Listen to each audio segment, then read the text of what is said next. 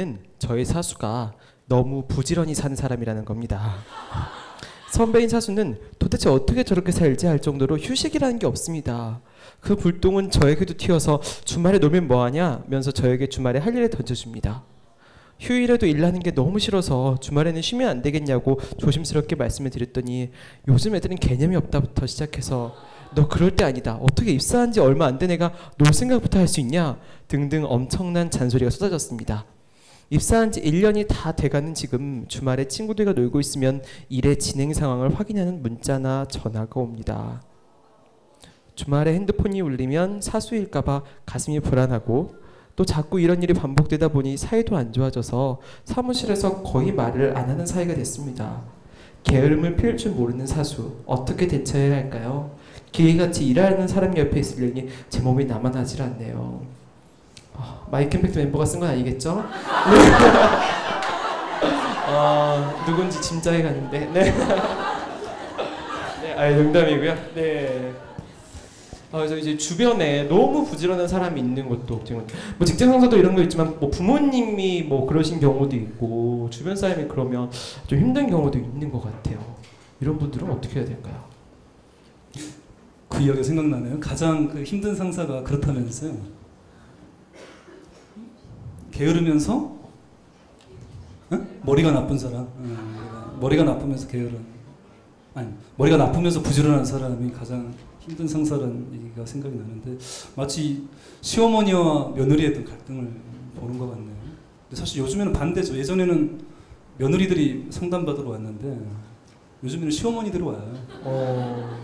그러니까 화병이 반대로 생기는 거예요. 시어머니가 며느리 눈치 보고 할 말을 못해서 말 그대로 할 말을 못하고 이러면 이제 화병이 생기잖아요. 그래서 사실은 화병이 우울증과 굉장히 밀접한 이제 연관이 있는데 그래서 우울증의 반대말은 우울의 반대말은 뭐 쾌활이라고 할 수 있지만 뭐라고 표현할 수 있을까요?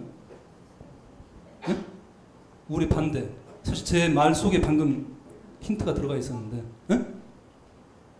우울의 반대말 활발? 활기? 제 방금 아까 표현 중에 정답이 들어가 있었는데 에?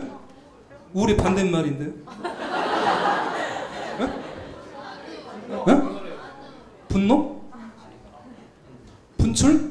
비슷하고 있어요. 비슷해요. 분출?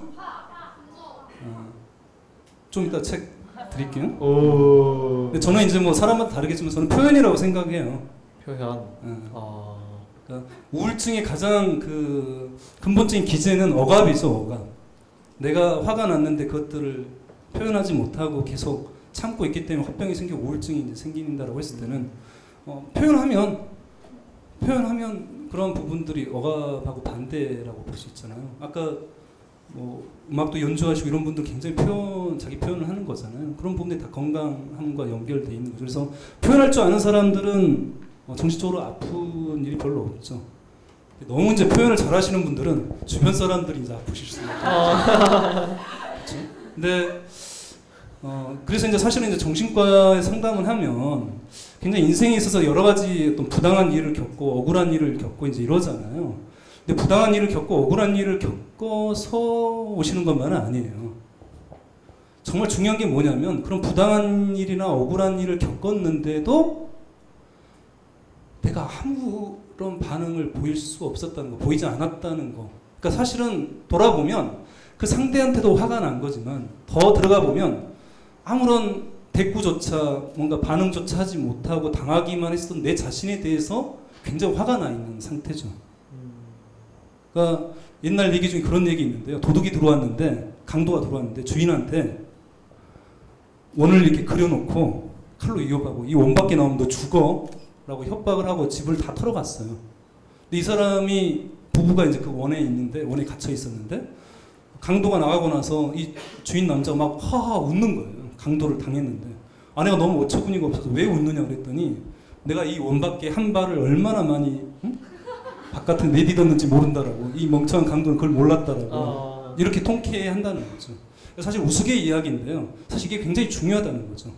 그러니까 내가 어떤 그런 상황에서 내가 무언가 어떤 액션들을 취했다는 거, 내가 그냥 수동적으로 당하고만 있지 않고 내가 무언가 그게 찍소리라도 했다는 것 자체가 내 스스로가 뭔가 내 자신에게 그렇게 분노하지 않을 수 있는 근거가 되는 거죠. 그렇지만 내가 그 상황에서 어떤 부당하고 억울하고 이런 상황에서 아무런 반응조차 보이지 못했다는 거.